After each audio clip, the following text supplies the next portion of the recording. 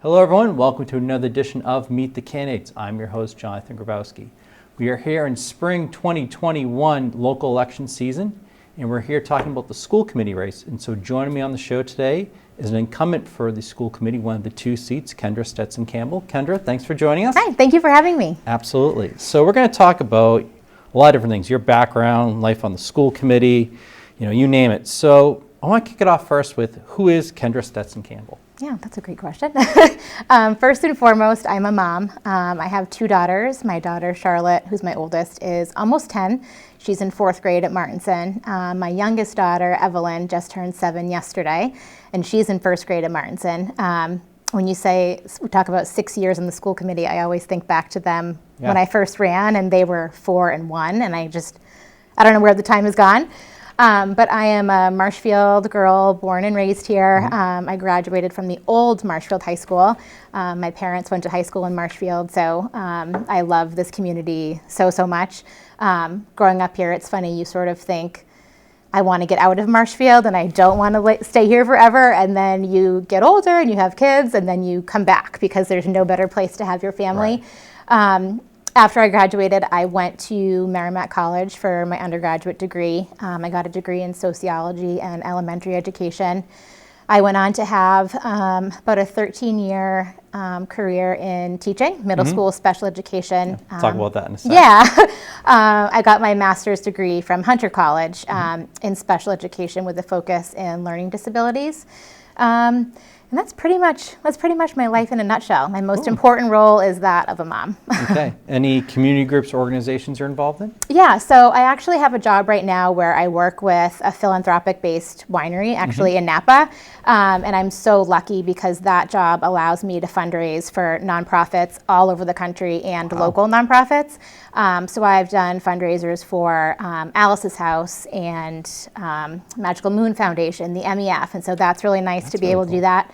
I also have been spending a lot of time volunteering at the fairgrounds at the vaccine site. We are so fortunate to live where we do and have the fire department and the police department are just, I'm sure you've been down there, like they're tirelessly down there all day working. And so that's been a really nice experience to be a part of. And I also do some advocacy work for an organization called FAIR, Food Allergy Research and Education.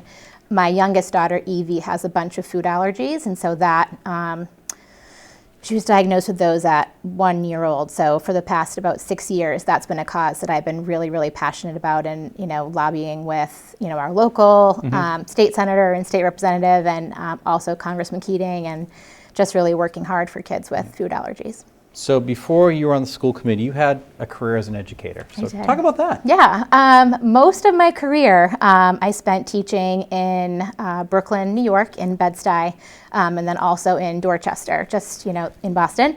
I learned so much during my time as a teacher, mostly learning kind of firsthand about the inequities in our education system in our country. Growing up here in Marshfield, I was so lucky and fortunate to have the education that I did, and moving and teaching in a community that was very different than where I grew up was very eye-opening. My students there taught me, especially my students in Bed-Stuy, taught me more about life and just everything you could imagine than I learned in any kind of classroom. And it's really kind of nice nowadays on social media. A few of my former students have kind of reached out and connected with me, and so as a teacher, sometimes you don't always know what kind of difference you're making. You don't always get to see it day to day.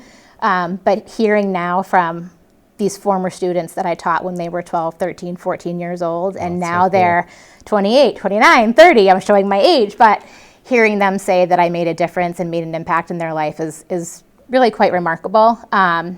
I left the classroom after I had my second daughter, mostly to be home with my girls when they were younger.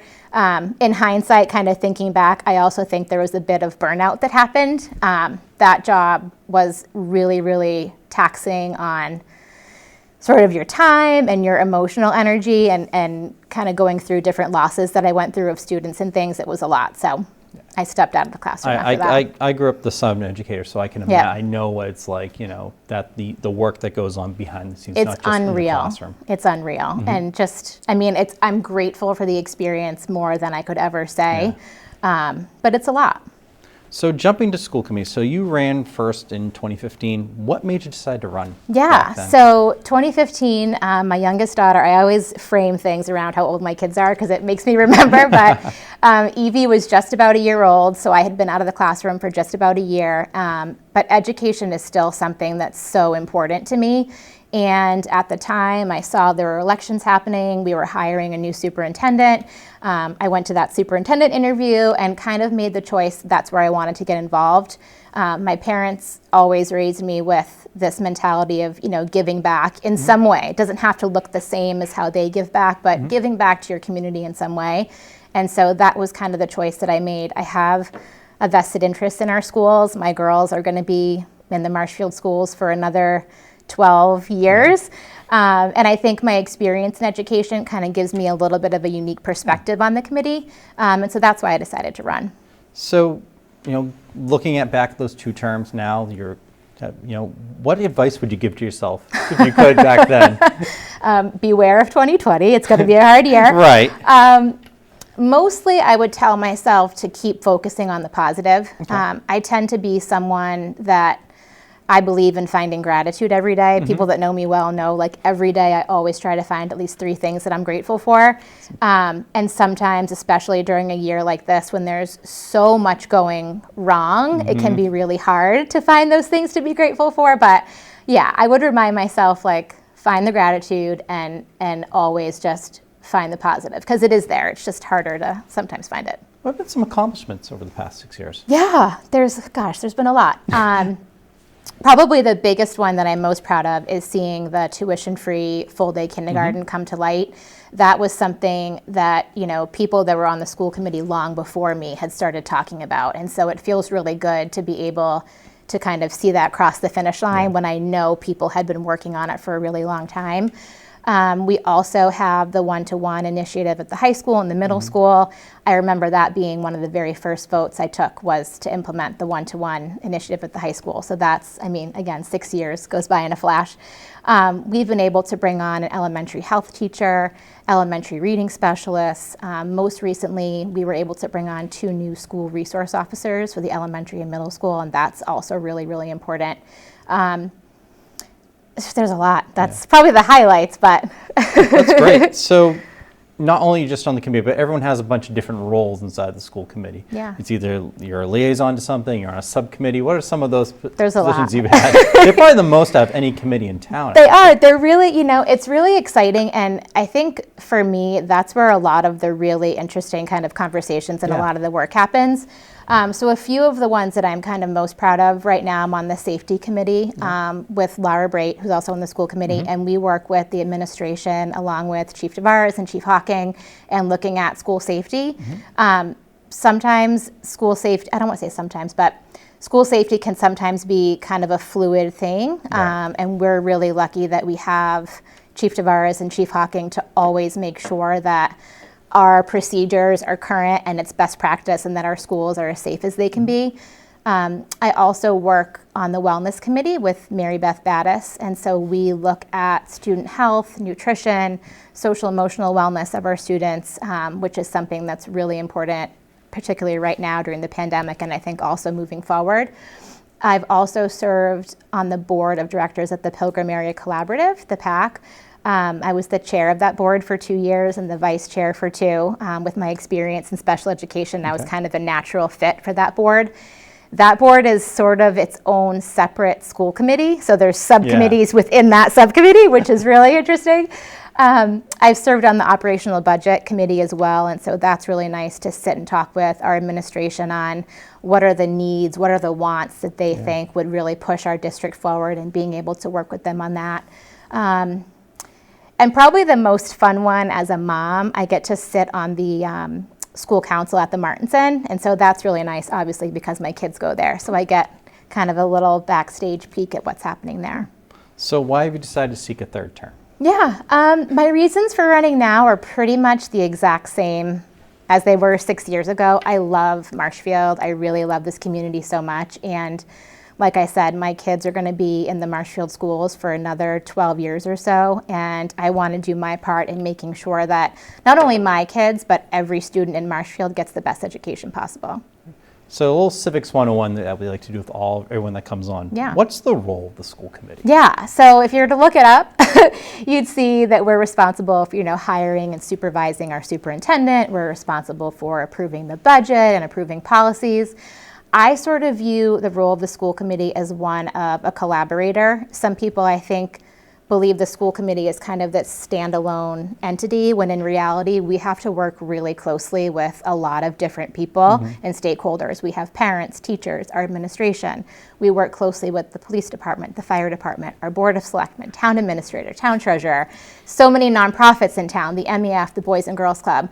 And I think a big part in why our district is so successful is that we have really strong relationships with all of those different, working groups. Talk about what goes in, all the work that goes into being on the school committee. You don't just show up on a Tuesday night. No, you really don't. I remember Arnie Briggs, who used to host the show, he was a school committee member, talking about the packet you would get on Sunday or something like that. Oh, yeah. So we, way back 6 years ago, we used to get a packet that would be delivered to our house in a manila folder that had all the documents. Thankfully, I forget when it happened. It was probably 2 or 3 years ago, we got into Google Drives, and so there's no longer packets. We're saving some trees.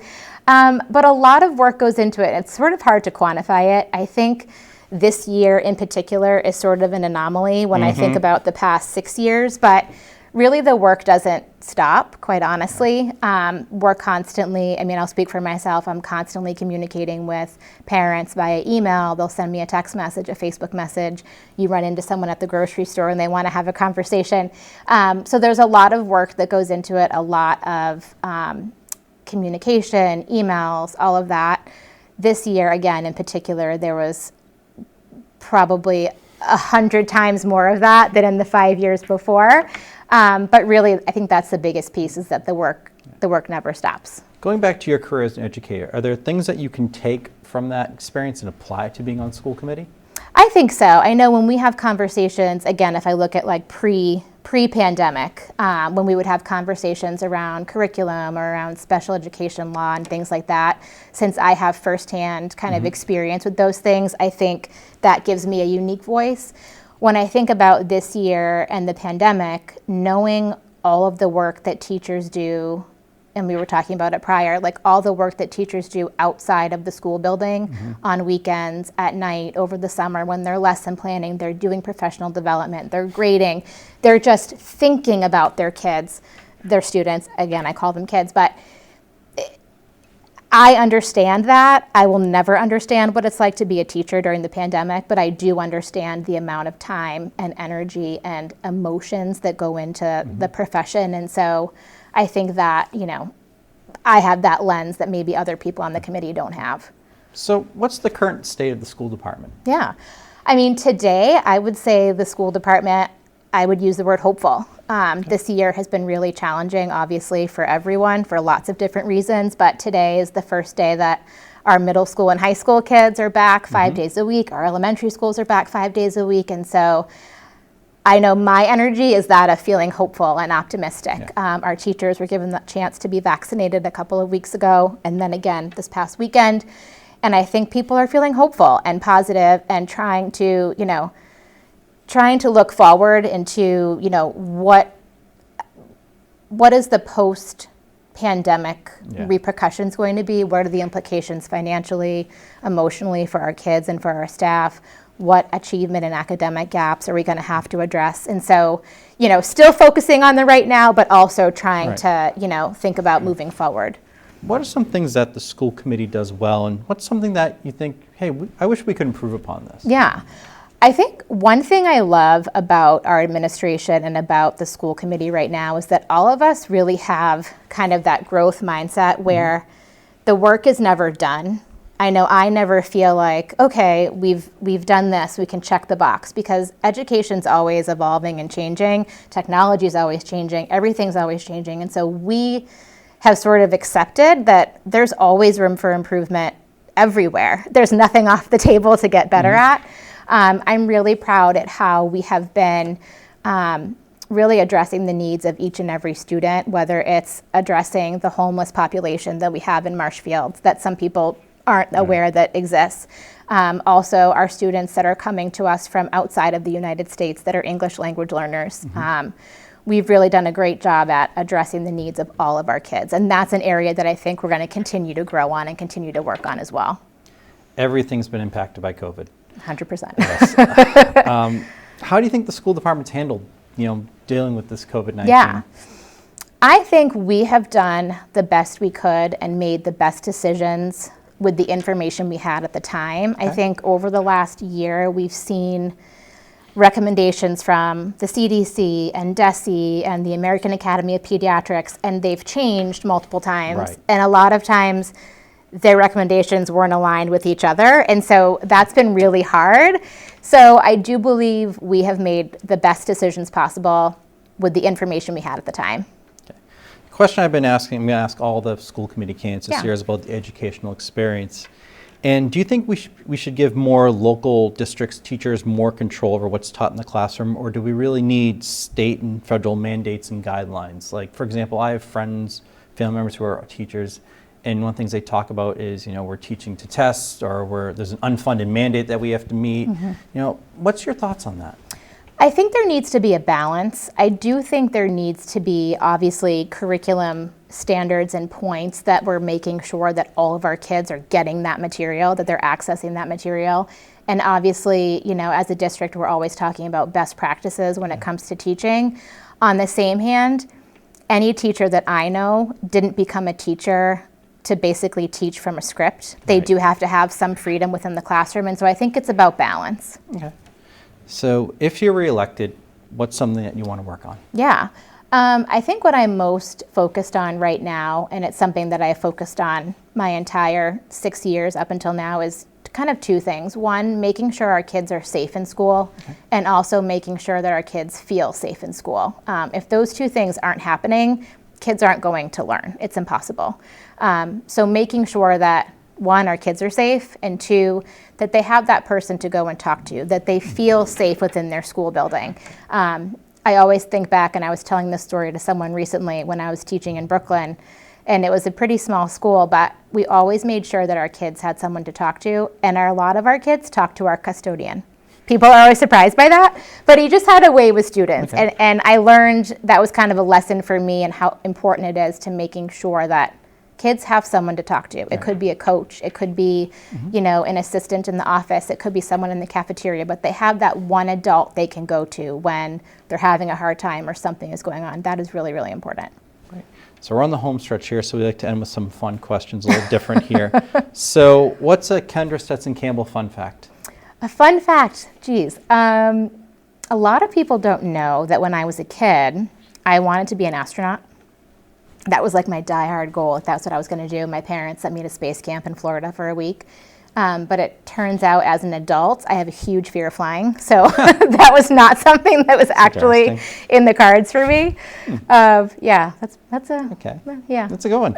So if we were to take your phone or mobile device, what music would we find on it? That would depend on who hands you my phone. If I hand you my phone, you're likely to hear some Stevie Wonder, some Maroon 5. If one of my daughters hands you my phone, because the playlists, they're merged. I have 2 daughters, so you never know what you're going to get. If they hand it to you, you'd hear some Katy Perry, some Taylor Swift, some Justin Bieber. We're on a kick right now, the 3 of us, watching American Idol together. And so a lot of the songs that some of the people sing, the girls don't know, and so they'll have me search it to play the original. So that's been fun. So if people want to find out more about you, is there a place they can go? Yeah, I have a website. It's kendraformarshfield.com, and my email address is on there, my phone number. It's probably the best way to find me. Okay. And last but certainly not least, why are you the best candidate for the position? Yeah, I am the best candidate for the position because I love this town. I have a vested interest in making sure that our schools are the absolute best they can be. Again, my girls are going to be students here for the next 12 years. So, you know, I want to see the schools succeed, not only for my kids, but for everybody else's.